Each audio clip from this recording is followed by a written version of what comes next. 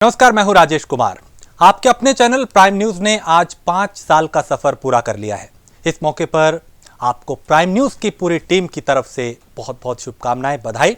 आप सभी दर्शकों को हमारा साथ देने के लिए बहुत धन्यवाद।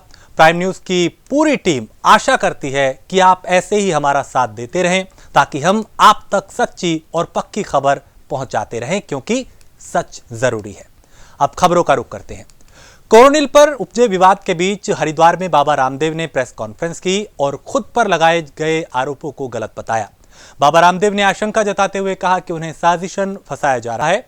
बाबा ने कहा कि एक बार फिर दावा किया उन्होंने कि कोरोनिल का उन्होंने क्लिनिकल ट्रायल किया है, जिसका परिणाम काफी बेहतर है।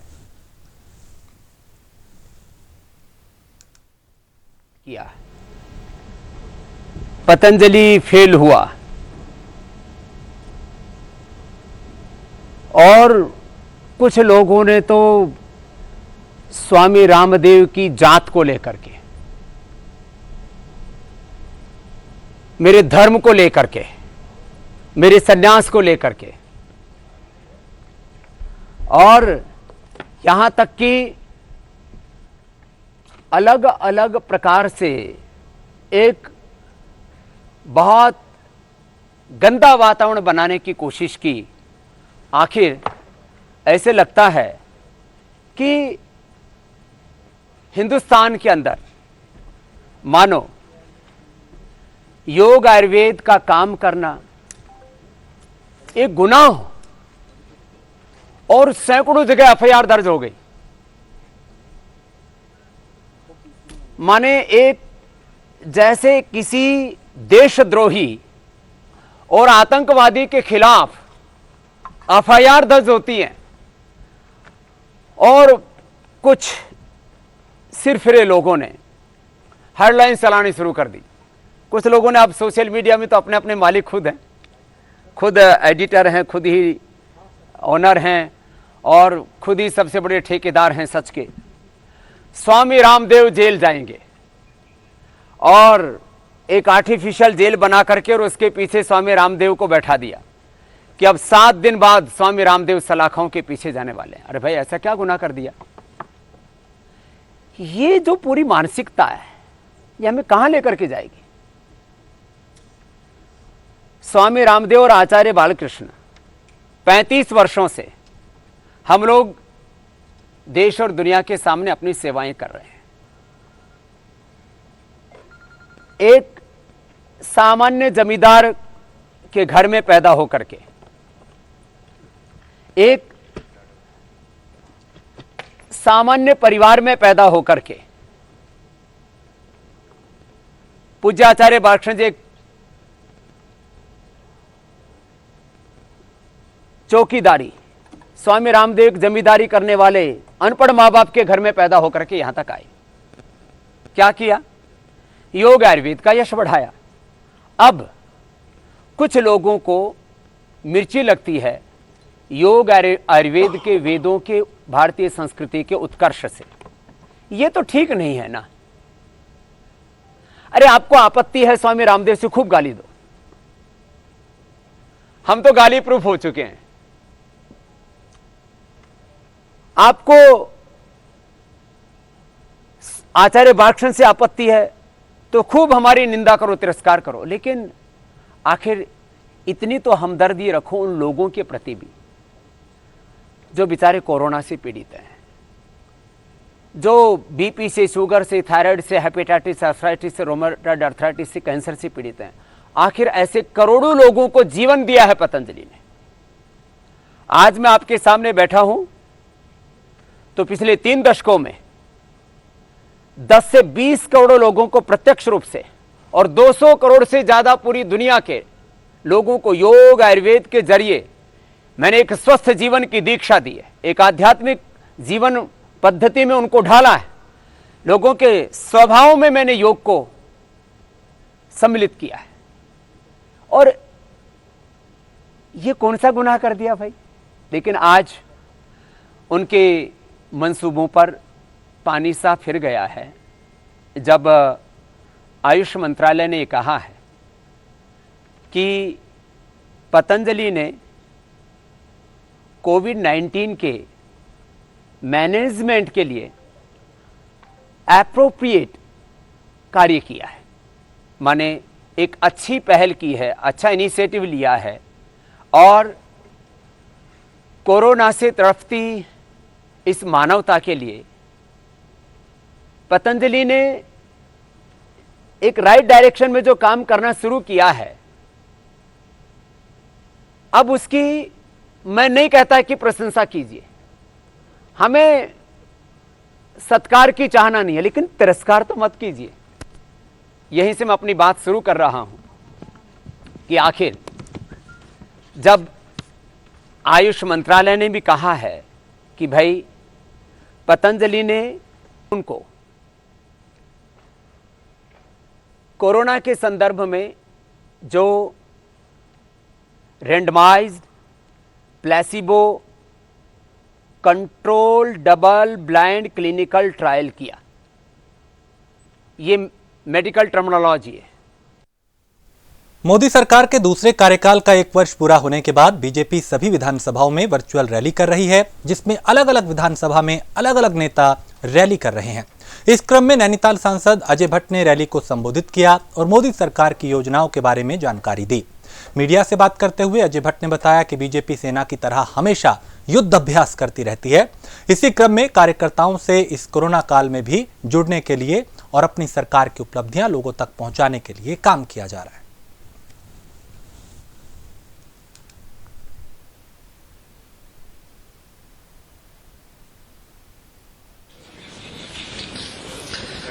जिस तरह से सेना शांति काल में भी अभ्यास करना नहीं छोड़ती है, ठीक उसी तरह से भारतीय जनता पार्टी भी अपने अभ्यास नहीं छोड़ती है।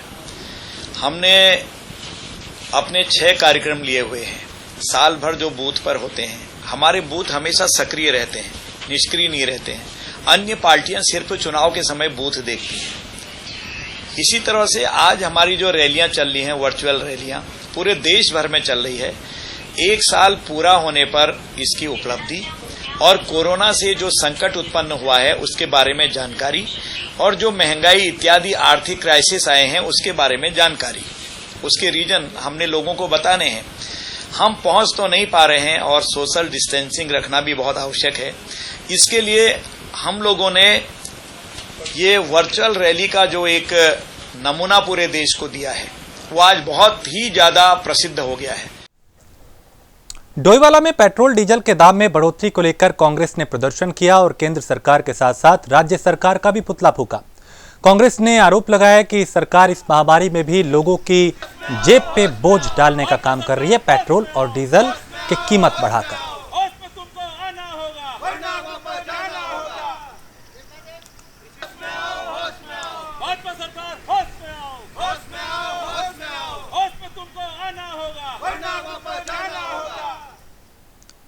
डोईवाला में सीएम त्रिवेंद्र के निर्देश पर पीडब्ल्यूडी सड़कों का निर्माण करा रहा है, जिसका निरीक्षण सीएम के ओएसडी धीरेन्द्र सिंह पवार ने किया, जहां उन्होंने अधिकारियों को निर्देश दिए कि निर्माण कार्य में कोई भी लापरवाही न बरती जाए। दरअसल डोईवाला में सीएम त्रिवेंद्र सिंह रावत का ये विधानसभा क्षेत्र है, जिसे लेकर मुख्यमंत्री शासन प्रशासन गंभीर है।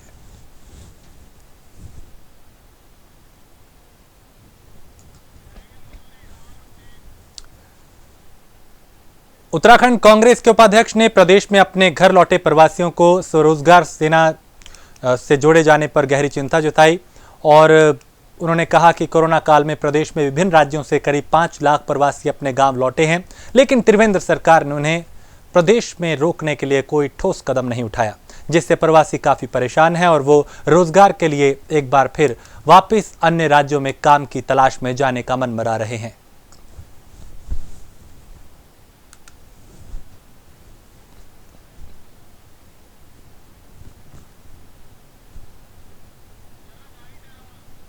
लोकशाही से चुनी गई है, लोगों ने इनको भारी बहुमत दिया। उनको विनम्र होकर के, जैसे फलदार पेड़ झुकता है, उनको झुक करके नम्र होकर के काम करना चाहिए था, लेकिन ये तानाशाह होकर के काम कर रहे हैं। जब हम कहते हैं कि साहब आपने डीजल पेट्रोल के दाम बढ़ाए, इसके खिलाफ प्रदर्शन करते हैं तो वो कांग्रेस के ऊपर मुकदमा कर देते हैं। ये इनके प्रदेश अध्यक्ष बंशीधर भगत जी एक गांव में जाकर के एक वीडियो में दिखाई देते हैं, सोशल डिस्टेंसिंग का पालन नहीं हो रहा है, लोग बगैर मास्क के बात कर रहे हैं, तो उन पर कोई मुकदमा नहीं होता। मुख्यमंत्री जी, इनके कई मंत्री लगातार क्षेत्रों में जाकर के जनसभाएं कर रहे हैं, अब ये वर्चुअल रैली कर रहे हैं, वहाँ पर भी मजमा लग रहा, तो उन पर मुकदमा नहीं होगा। भाजपा के लोग जो करेंगे वो नियम कानून तोड़ करके करें, लेकिन उन पर देश का कायदा कानून, देश का संविधान और जो आईपीसी है वो लागू नहीं होती। ये केवल कांग्रेसियों पर लागू होती है और ये चाहते हैं कि, ये समझते हैं कि मुकदमे करके हमको डरा लेंगे। ये इनकी गलतफहमी है। कांग्रेस पार्टी का इतिहास देश को आज़ाद कराने का है। कांग्रेस पार्टी का इतिहास केवल सत्ता का नहीं, संघर्षों का है। और एक बार हम फिर भारतीय जनता पार्टी और इन अंग्रेजों के मुखबिरों को ये बताने वाले हैं कि भैया, हम सत्ता चलाना भी जानते हैं और हम विपक्ष के रूप में, जिम्मेदार विपक्ष किस तरह से जन सरोकार के मुद्दों को खड़ा कर सकता है ये भी जानते हैं। हम तुम्हारे मुकदमों से डरने वाले नहीं। खबर हरिद्वार से है, जहां डीएम रविशंकर ने लालडांग क्षेत्र में कोविड-19 से बुजुर्गों और बीमार व्यक्तियों को विशेष सुरक्षा प्रदान करते हुए डेंगू को फैलने न देने के उद्देश्य से जनपद में चल रहे सर्वे का निरीक्षण किया। डीएम ने क्षेत्र में सर्वे कर रही आशा कर्मियों को निर्देश दिए कि हर व्यक्ति का वोटर या आधार कार्ड अनिवार्य रूप से दर्ज किया जाए।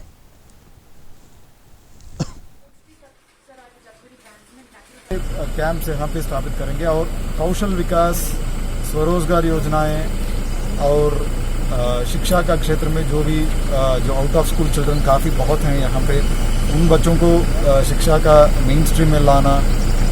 चिकित्सा का क्षेत्र में जो है कई विभिन्न प्रकार का समस्या इन्होंने बताया, उसको जो है सुधार करना। और विशेषकर यहाँ पे जो प्रोडक्ट्स है, जो फॉरेस्ट एरिया में जो नॉन फॉरेस्ट जो टिम्बर है, उसका प्रोड्यूसर्स का कैसे तरीके से लिया जाए। वन क्षेत्र अधिकार जो इश्यूज़ है, वन अधिकार जो एक्ट है, उसका इस्तेमाल करने का, उसका रेगुलेट करने का जो विषय है, इस प्रकार का मुद्दों विभिन्न तरीके से आए हैं।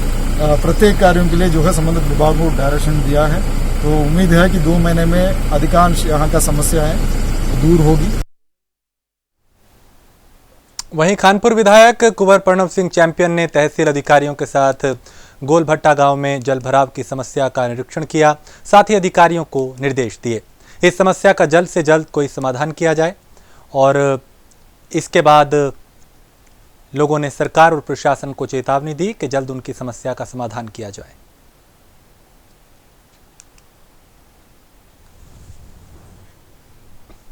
मैं विगत 8 वर्ष से यहाँ विधायक हूँ। तीसरी टर्म में जब मैं बना, मेरे पास ये एरिया आया था। मैंने तत्समय भी इसका बहुत ज़्यादा R&D इसके ऊपर किया था। मुख्यमंत्री बहुगुणा जी ने इसमें हमें आशीर्वाद भी दिया था, 1 करोड़ रुपया दे दिया था सिर्फ DPR बनाने के लिए। लेकिन वो योजना सर नहीं चढ़ पाई, क्योंकि STP का मैंने प्रपोजल दिया था, सीवेज ट्रीटमेंट प्लांट का, और 135 करोड़ का बजट था।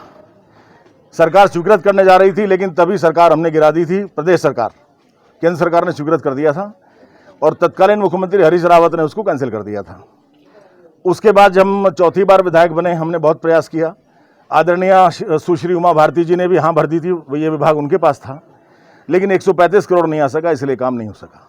लेकिन आज जनता की समस्या के निवारण के लिए हम अपने अधिकारी, जो हमारी जॉइंट मजिस्ट्रेट रुड़की हैं नमामि बंसल जी, उनके साथ आए हैं हमारे, और BDO मिस्टर त्यागी भी हैं, और अधिकारी और कर्मचारी भी हैं।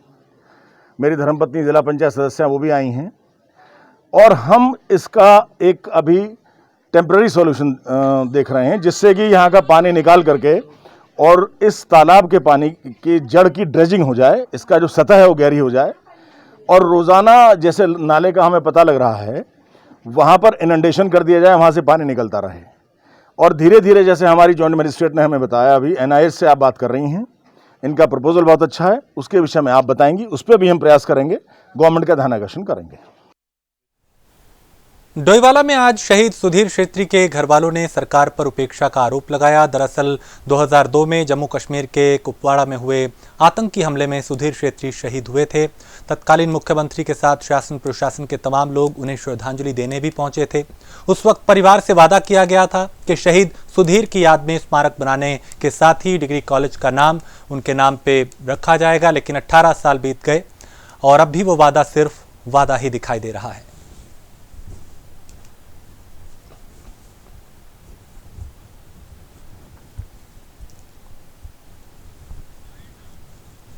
वो 25 साल मैं 25,000 की ड्यूटी में था जम्मू कश्मीर में, और उसकी उम्र 22 साल की थी जो शहीद हुआ है भाई।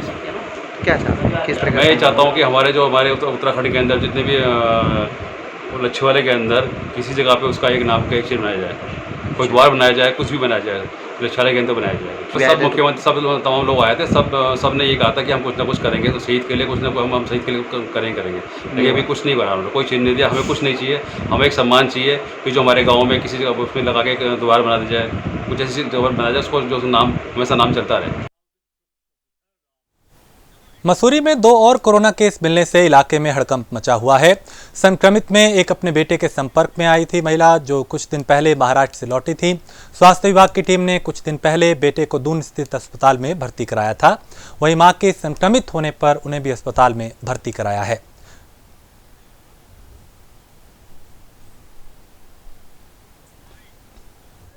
बालूगंज में एक माताजी और एक उनका किराएदार एक लड़का नवीन नाम का ये पॉजिटिव आए, और यहाँ पे हम लोगों ने विजिट करी। मैं और यहाँ पर नगर पालिका के जीओ साहब, SHO साहब, पूरी डॉक्टर की टीम हम लोग आए। एम्बुलेंस बुलाई गई थी और जो 2 पॉजिटिव आए थे उनको देहरादून हॉस्पिटल ले जाया गया है। और नवीन के परिवार में जो रेस्ट 3 लोग हैं उनकी एक रिपोर्ट निगेटिव आ चुकी है, और तभी भी उनको हम 7 दिन और क्वारंटीन के लिए उनको हिदायत दी गई। फिर एक और टेस्ट होगा 7 दिन के बाद, वो क्या बताता है। तब तक इन लोगों को हमने अनलॉक 2 को लेकर मसूरी SDM के नेतृत्व में व्यापार मंडल के प्रतिनिधियों के साथ बैठक की गई, जिसमें मसूरी में अनलॉक 2 के तहत विभिन्न प्रतिष्ठानों को खोले जाने के साथ सप्ताह में 1 दिन बाजार बंद को लेकर चर्चा की गई, जिसमें सर्वसम्मति से बुधवार को बाजार बंद रखने पर सहमति बनी।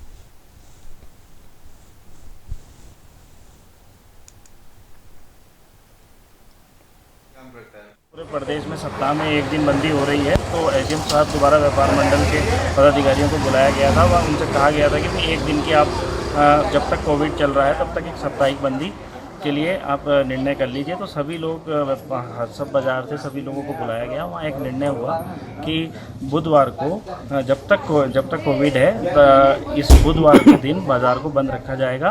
प्लस जो है इसमें सिर्फ केमिस्ट की मेडिकल शॉप्स खुलेंगी, प्लस सुबह 10 बजे तक सब्जी या दूध की दुकानें खोली जाएंगी और जरूरी मेडिकल सेवाएं खुली रहेंगी। हाँ, जिलाधिकारी महोदय के निर्देश थे अनलॉक 2 जो फेज शुरू हो रहा है कि जो है प्रत्येक सब डिवीजन में पूरे जो जितने भी बाजार सब डिवीजन के अंदर आ रहे हैं वो साप्ताहिक बंदी 1 दिन जो है वो बंद रहेंगे, और उस बंद के दिन जो है व्यापक स्तर पर जो है सैनिटाइजेशन होगा। तो इसी को लेकर के मेरी व्यापार मंडल से बात हुई थी।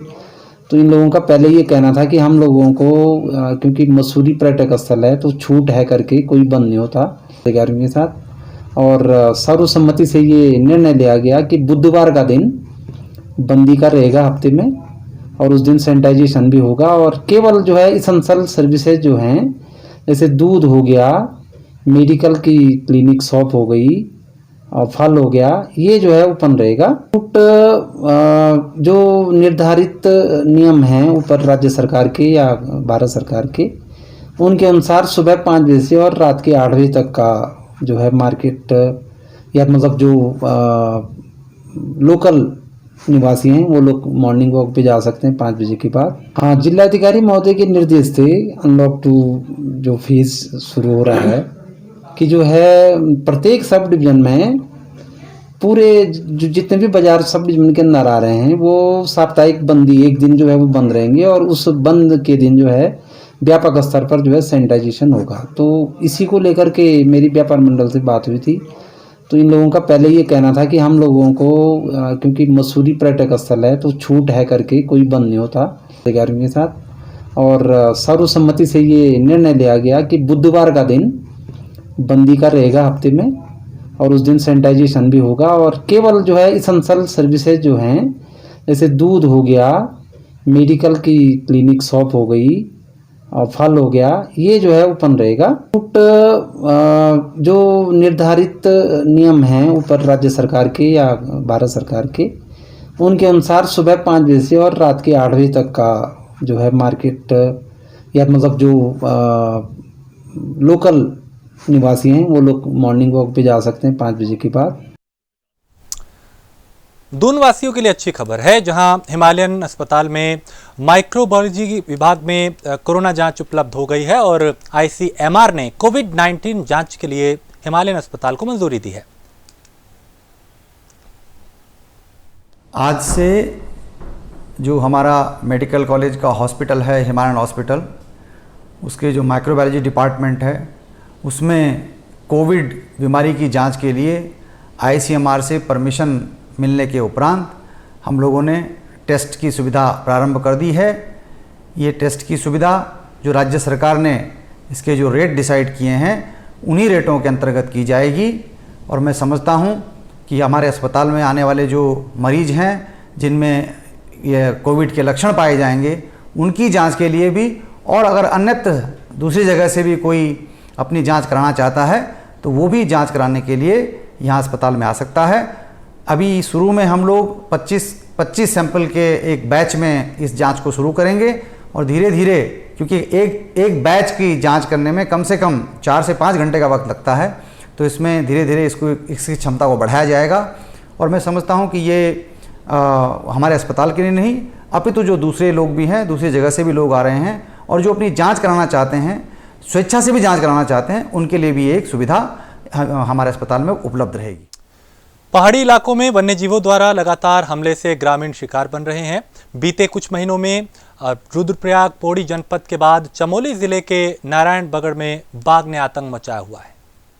हम लोग अभी विकासखंड नारायणबगड़ के ग्राम पंचायत गैरबारम में हैं और आज से लगभग 1 माह पूर्व यहाँ पर आदमखोर बाघ के द्वारा एक 4 वर्षीय बालक को मारा गया और उसके बाद लगातार पूरे क्षेत्र में आदमखोर बाघ का आतंक बना रहा और उसके 15 दिन के बाद एक युवती पर फिर बाघ के द्वारा उसको मारने का प्रयास किया गया और आज ठीक एक महीने बाद यहाँ पर ग्राम पंचायत गैरबारम में यहाँ की जो ग्राम प्रधान है श्रीमती मधु देवी, वाइफ ऑफ देवेंद्र सिंह, उनकी 11 वर्षीय बालिका को आप यहाँ पे देख सकते हैं, बालिका को बाघ के द्वारा मारा गया है।